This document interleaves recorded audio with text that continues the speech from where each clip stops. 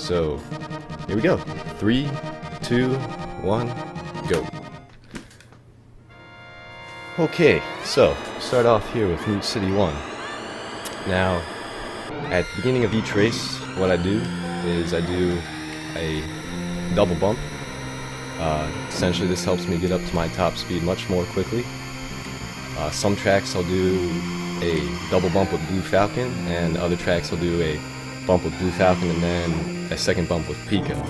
Now, the reason for doing that would be is some tracks there's just a little bit more room to do the double bump with Falcon. Other tracks it's a little harder to try and pull off, so you just do the Pico bump. And even though it doesn't give you as much speed, it's still definitely better than starting from the Fire Stinger, or trying to use the Fire Stinger's own power to accelerate it. So one of the main techniques you'll see me using in this game is something called blast turning. It's a very, very simple technique. Essentially, as I go through turns, I'm tapping my accelerators, and this does a number of things. One, it helps me to maintain speed through the turns, and two, it allows me to turn much more quickly. When I'm going 478, my rate of turning is quite limited, so that drops me below that speed, allows me to turn quicker, and technically you could let go of the accelerator and turn quickly, but then of course you would lose a lot of speed, so that's of course why I tap it, if you will, is to keep that speed, or keep the speed loss minimal, if you will. Of course, as you probably noticed too, each lap I'm getting what's called an S-jet or a super jet, and this is a temporary little mini turbo, and what it does is it cycles my speed from 562 kilometers per hour back down to 478 kilometers per hour. And while you're using these super jets, you can cut through guardrails, through dirt patches, and even pretty much instantaneously get yourself back up to top speed if you crash into something. So it's kind of like a nice little like invincibility thing for keeping your speed. And of course, the idea with super jets is to use them on the most optimal parts of the track to, or cut off as much as you can. I'll explain this real quick too. So this second place finish, I'm not doing that just because I like Fox. I'm doing that obviously to save time. I believe the difference, the difference in the cutscene times between first place and second place. First place is a longer cutscene. I believe it's 360 frames, and the second place finish is 270 frames. So it's a difference of, if you do the math, it's 90 frames, which works out to be about a second and a half. And with having to slow down and everything like that, I ultimately end up saving about half a second by doing a second place finish, which will definitely add up over the length of the entire run. Some tracks though, it's not as useful. An example of that would be Deathwind 1 and Deathwind 2, and the reason for that is just because the speed in which you finish those races at, you're coming in way too hot, and to be able to slow down quickly enough and get the trailing CPUs to catch up. Use my super jet now. That essentially ends up costing you more time trying to wait for them to catch up to you. Which brings up another point, which you might also be noticing, is that the AI in this game that's behind you does rubber band pretty faithfully.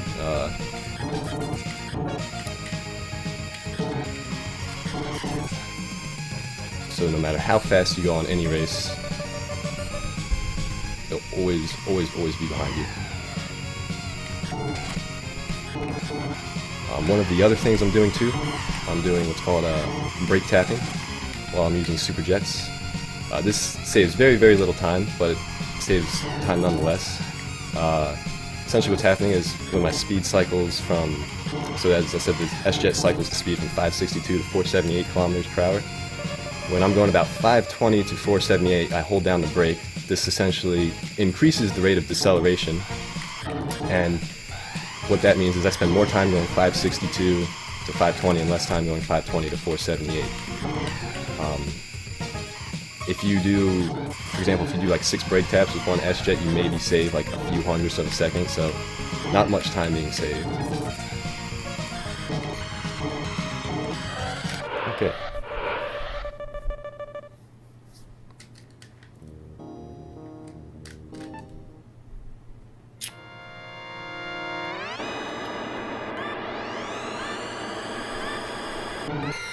Now, another really big thing I have to contend with, especially in GP mode here, is the CPUs that randomly generate on laps 2 to 5.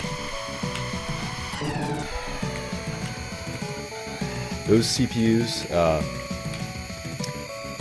they randomly generate in the sense of when they generate. Where they are on the track, they're pretty much on a fixed path. I'm not exactly sure. I think sometimes there's like multiple paths, but for the most part, there's a fairly consistent path that they follow on each track. So even though you can't control when they spawn, you can sort of predict where they're going to be on the track at any given time. And this is, you have to essentially use that knowledge when trying to navigate around them. And that's where a little bit of improv comes into play when doing these runs, as well as luck.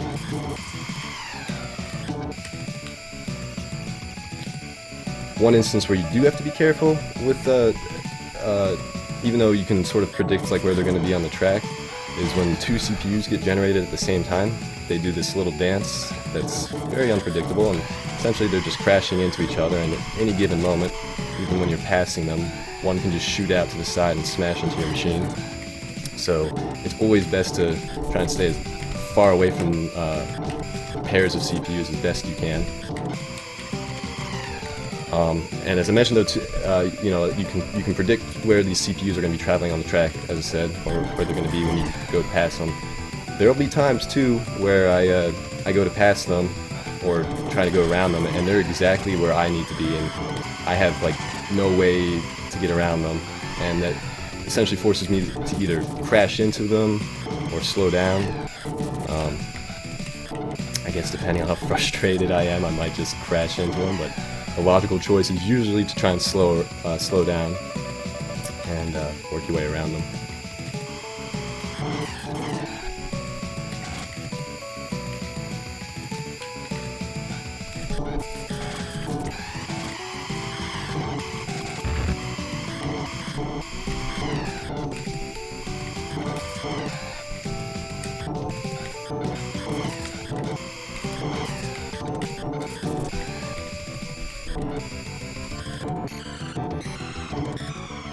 Come on, Fox.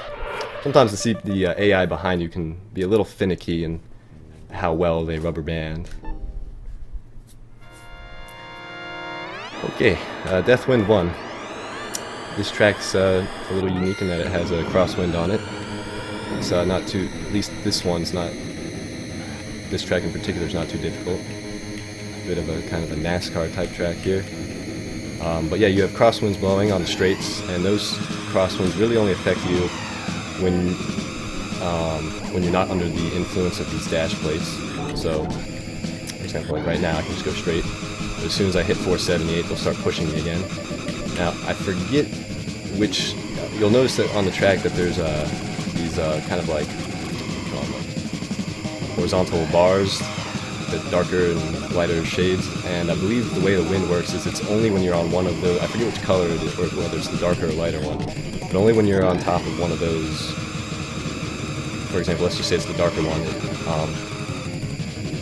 only then is the wind pushing you. So that's why when you're kind of traveling sideways on the track, it kind of has a shaky motion, because on the lighter ones, it's not pushing you, and the darker ones it is, so it kind of shakes back and forth.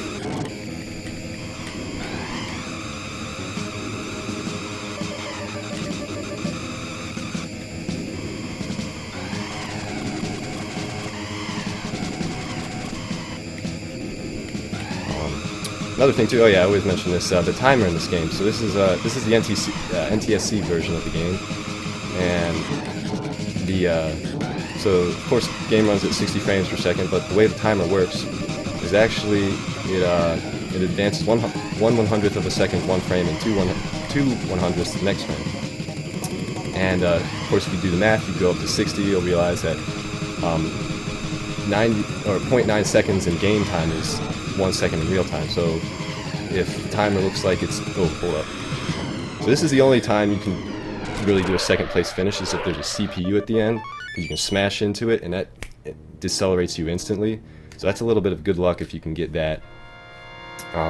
So that would be the exception to doing that, to being able to do the second place finish on Death Wind 1. Normally I would just finish first place.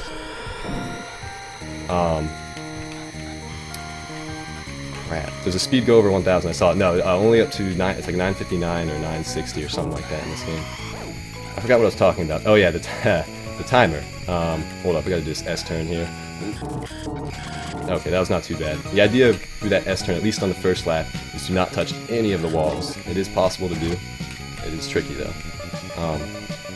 So the timer, right? 0.9 game seconds is 1 time in real time. 1 second in real time seconds.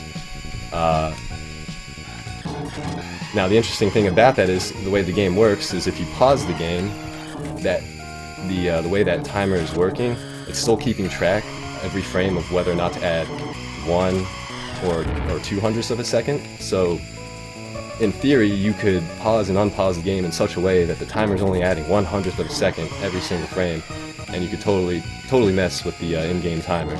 So there's actually a rule when you're submitting single level runs for tracks in this game and playing on the NTSC version that you cannot actually pause the game during those attempts to make sure that the timer remains accurate.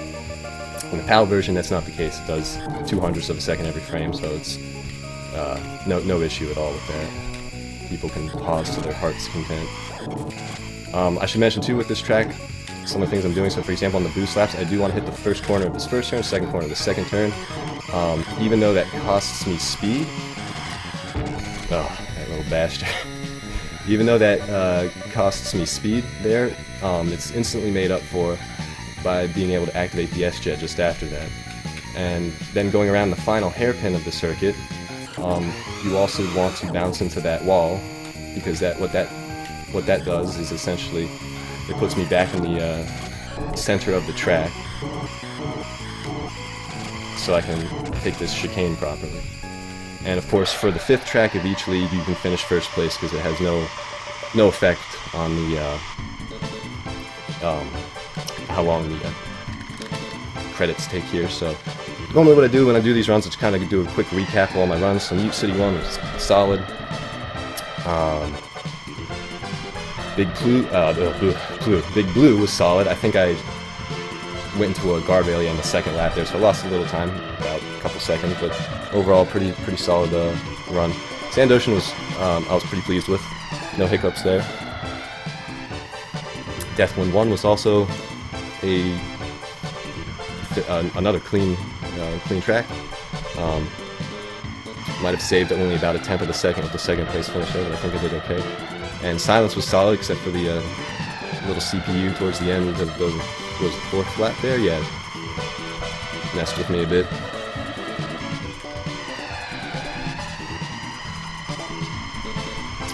So we gotta be careful here when skipping that cutscene, because if you mash the A button, or if you try to skip it too quickly, the game will actually glitch out for like 5 or 10 seconds, and you can't do anything about it, so it's a huge time loss, so gotta be very careful with that. So we're moving on to the Queen League here. I like this league. It's a good league. This league features lots of jump shortcuts, and with that, it also features a lot of potential for explosions, which I'm sure everybody will be happy to hear. That's always good fun. So yeah, for this track, the jump shortcuts, it's nothing really that elaborate. It's just using the jump plates to kind of cut over some of the dirt patches. It's on the next 4 tracks where I put myself at great risk to make very small time saves. Very small time saves. Some a little more significant than others, but all in the name of saving time.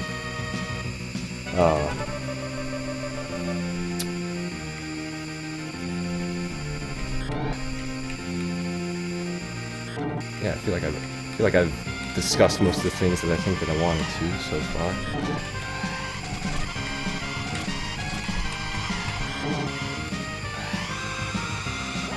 Yeah, I'll try to skim through chat as much as I can here, especially on this track. It's a good one to do it. I don't know if I remember F-Zero comics from Nintendo Power. I remember the manual for this game had a small little F-Zero comic.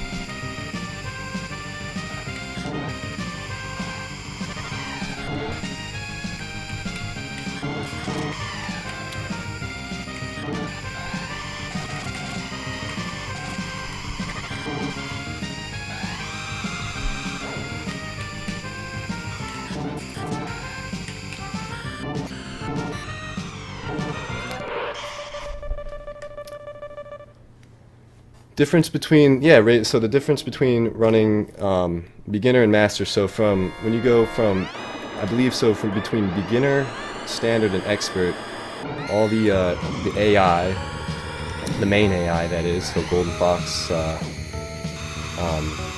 Pico, and Wild Goose, they all have different speeds that they can go. And of course, you know, in beginner they go slower, standard a little bit faster, and expert a little faster. Now in expert and master, all the AI goes the same speed, but I believe the difference between expert and master is that in master, what is it? Yeah, master, I think they rubber band even more quickly than they do in expert. That being the added challenge. Also, this shortcut can only be done on the boost laps. Each time I do it, it saves about 1.5 seconds, so if I do it successfully all 4 laps, so do the quick math on that, and that'll save me 6 seconds. What you'll notice too is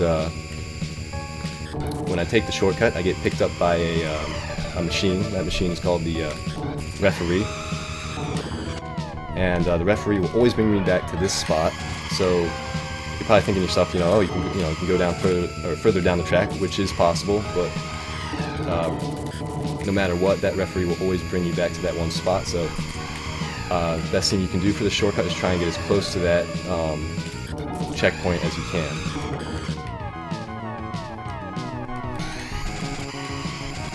And while doing that, you also trigger your S-Jet just before getting picked up. When the referee drops you off, he does start you at 0 km/h, so you want to get back up to speed as quick as you can. This is also one of the, so there's 2 tracks where, aside from Deathwind 1 and 2, where doing this second place finish is a bit iffy. Port Town 1 and Red Canyon 1 would be these tracks. I'm going to try it on Red Canyon 1. I've been not doing it a while on Red Canyon 1, but I had a successful go at it once the other day, so. But it's a little high risk because the rubber banding is just a little more unreliable. Ooh. Okay, so Fox denied me my shortcut for this lap.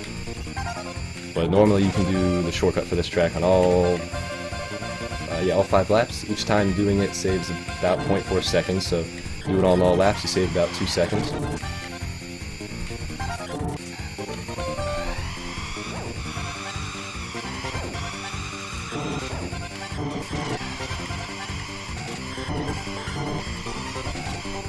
Now, the trick with that shortcut is what you're trying to do is normally you can't make that shortcut by just going off the jump plate normally, so in order to make the distance between the jump plate and that part of the track shorter, you use the second jump plate to actually land on the back half of the third jump plate. And doing so makes it so that making the shortcut's now possible.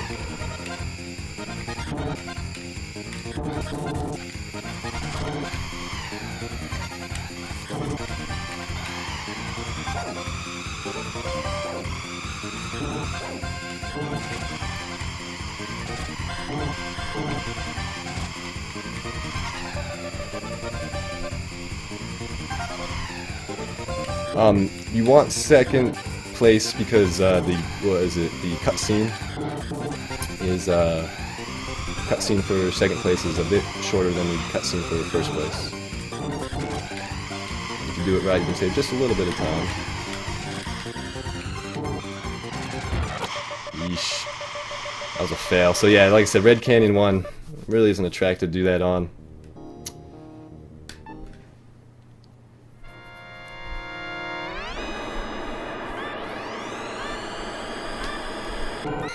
Alrighty. Whiteland 1. So for this track, at least in GP mode, I do a little modified version of the shortcut, just because Fox can get in the way of the jump plate I normally use to take the shortcut. And I tried to do a quick calculation, or just kind of a quick comparison rather, before this run to see what the time save on this shortcut is. It seems to be about like half a second to 0.4 seconds, so again this would be another one that saves maybe about 2 seconds versus just trying to race the track in a safer, more normal fashion. So essentially this shortcut is just go over here, go right over there. And with that one, you gotta be careful. There is an invisible checkpoint on the track. If you go just past that invisible checkpoint, the referee will pick you right up. So that costs time, him picking you up, and then he also it also releases you at 0 km/h again. And by I'm not gonna, yeah, no, that's, when you have a CPU on the jump plate like that, you just gotta play it safe. But yeah, if you do go past that checkpoint, the referee does bring you back. You start at 0 km/h again, and you have no S-jet, so you're pretty much shit out of luck. Lose lots of time.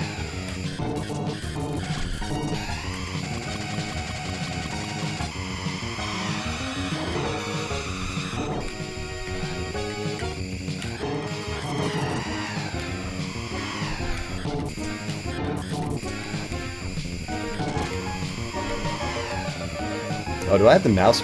I do, I have the mouse. Oh boy. This is not... I just noticed I have my mouse on the timer there. Keeping it professional, guys. Oh man. Let's get the, alright. Yeesh. Sorry about that.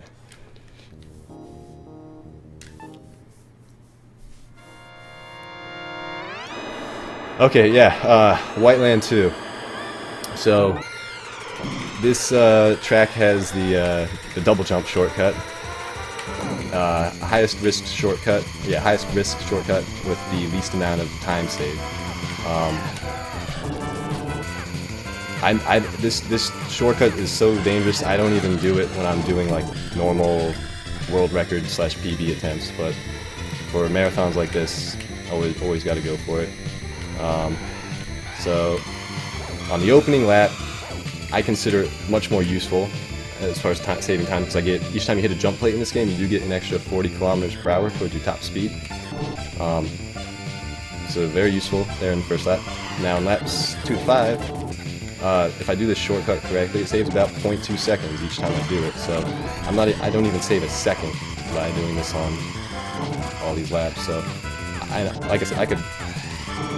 Oh, came on the inside there. That's always the optimal way to mess it up. Hitting the inside of the track there, but it's totally possible that I will blow up on this.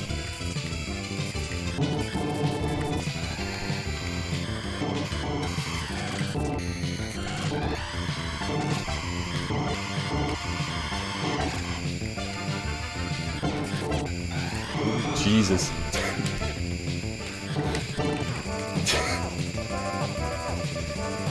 I hope I can at least get a chance to properly attempt it.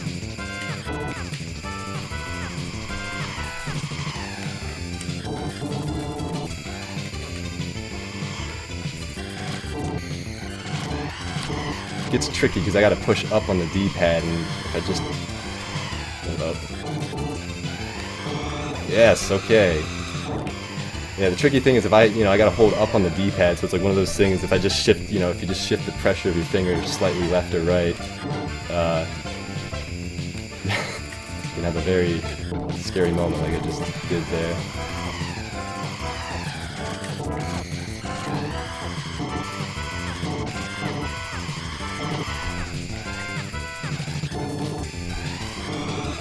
Oh, well, for the better. Anyways, that's White Land 2.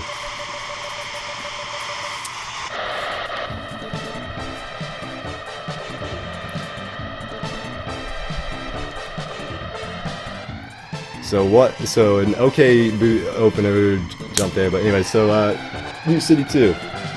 Solid. No complaints there. Port Town 1. It was great until the ending when I messed up the finish. Or no, I got the finish in that one. It was just that the AI was way too slow and actually cost me time. Red Canyon 1, I messed up the finish. But even then, that was overall fairly solid. Also missed the shortcut on the opener again. White Land 1, good. Not too many complaints with that one. And White Land 2 was... it was alright. Not too good. One double jump at least.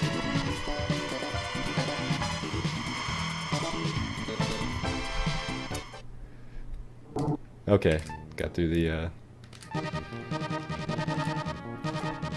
all the menus here. Good, okay. Didn't mess up any of the menus.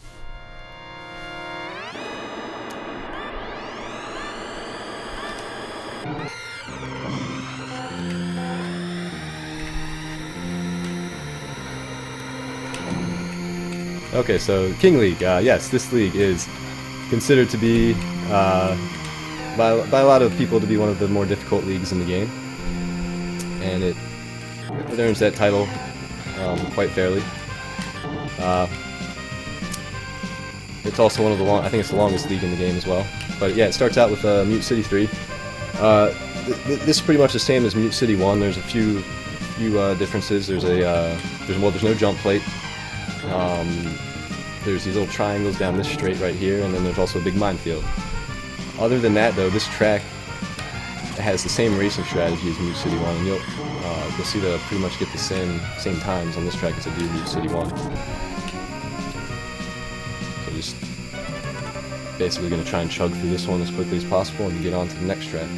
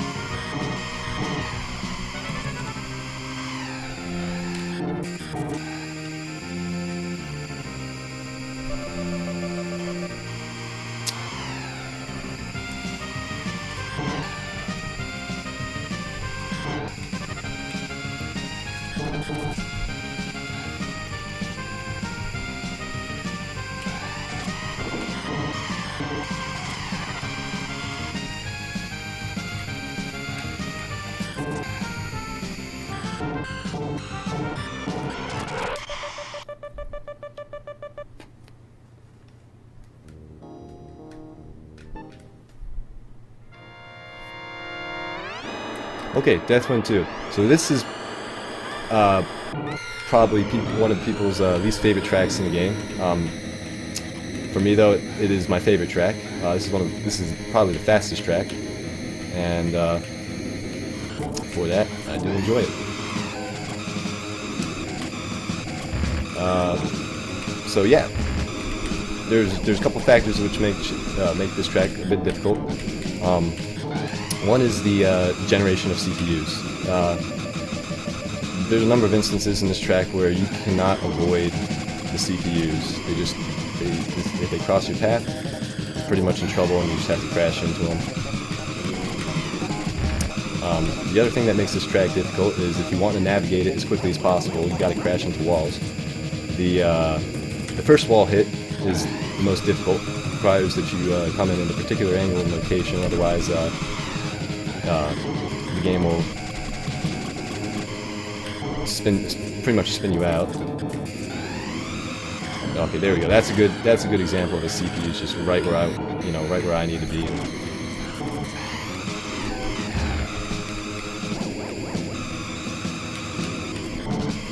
Can't really do a whole lot.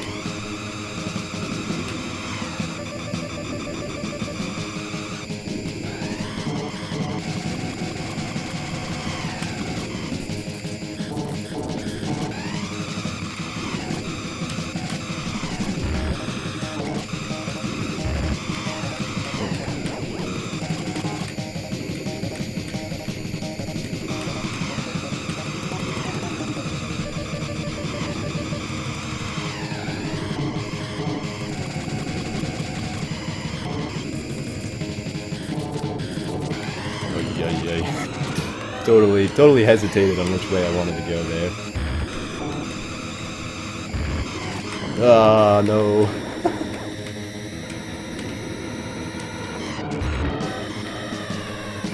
I'm just gonna let him go ahead. You can have it. Since he's already caught up with me there.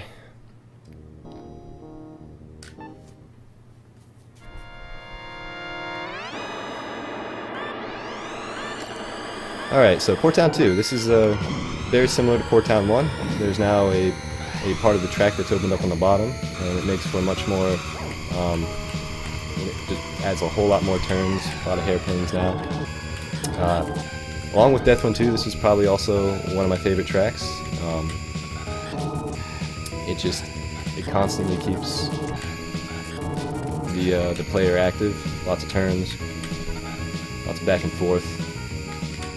Very demanding. Shortcut still saves just as much time here as it does on Port Town 1.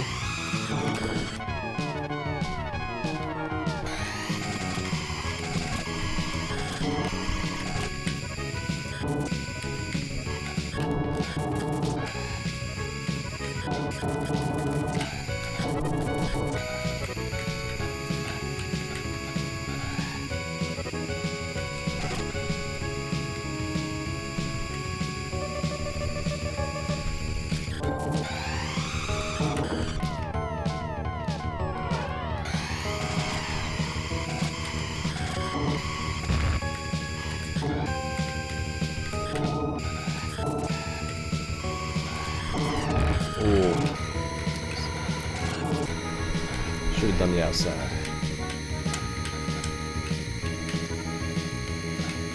So in order to get some speed here, I'm going to time my S-Jet just right. Just at least gets me across the shortcut and gives me just enough S-Jet left here to get up to 478.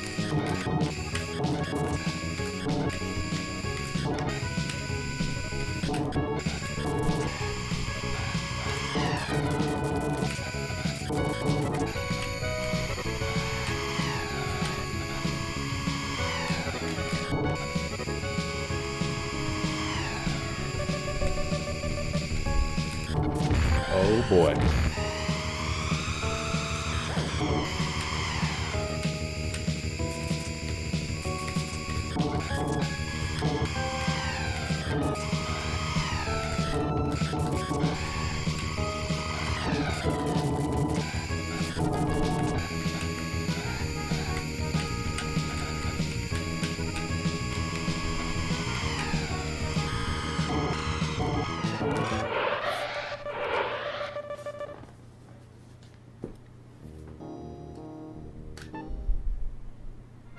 Okay, Red Canyon 2. This track is,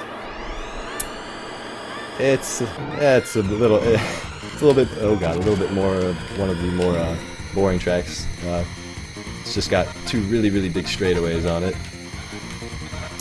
and there's a few turns at the end of each, the north and south end of the track. But other than that, this one's not too much trouble.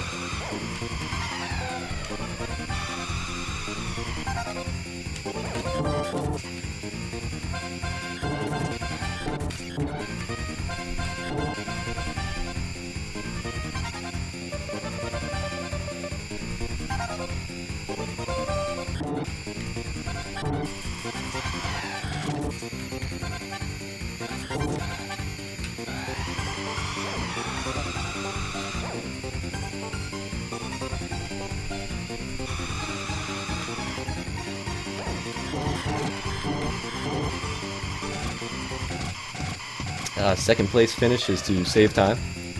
Cutscene's a little bit shorter for second place than it is for first place.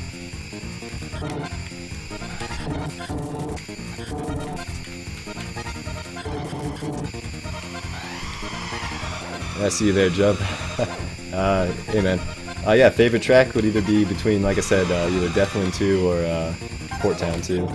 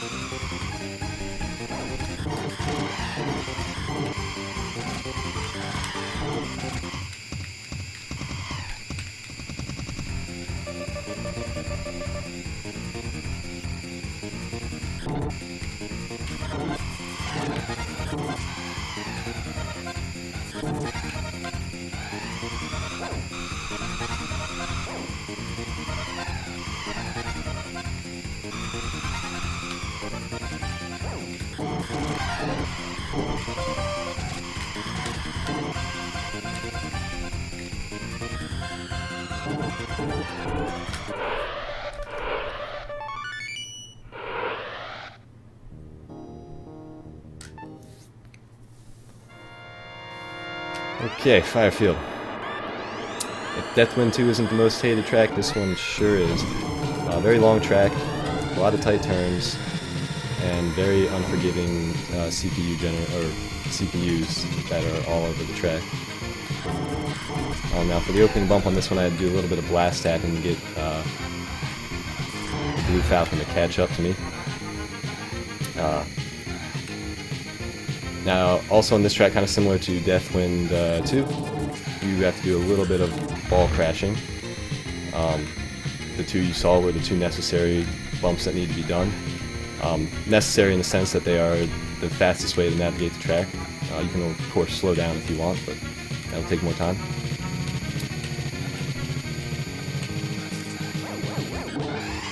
And as I said, CPUs are very unforgiving on this track. Kind of like Deathwind 2, there's some instances where you're just forced to crash into them. It's either that or slowing down a whole lot.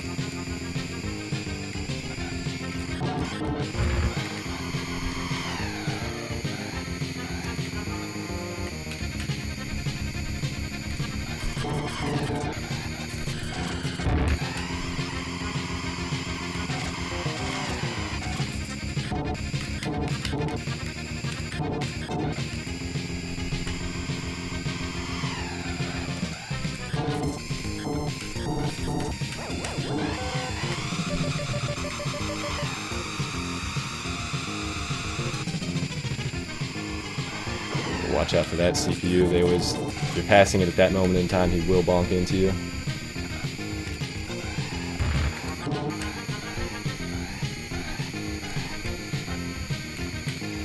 Inside, outside, inside, outside. Yeah, definitely outside.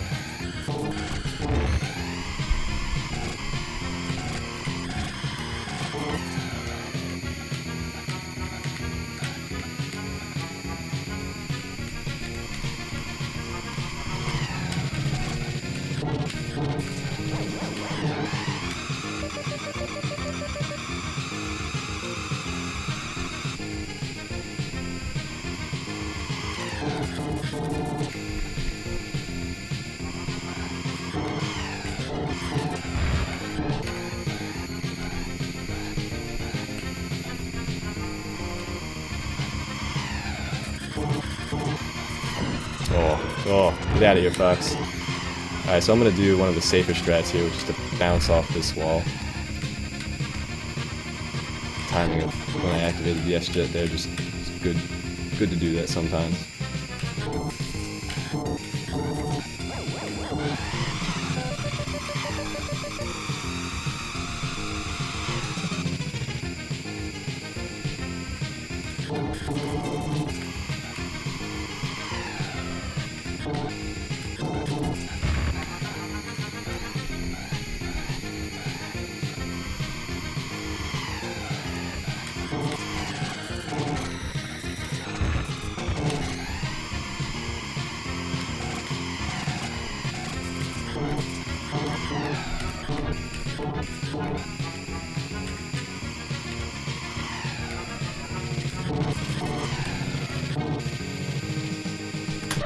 Okay, I'll take that. Under 41 minutes is a fairly solid time, so... yeah, that's it for me, guys. Thank you all for watching. I hope you all enjoyed. Sorry about the mouse pointer again. But yeah, other than that, enjoy the rest of the marathon, guys. And yeah, peace out.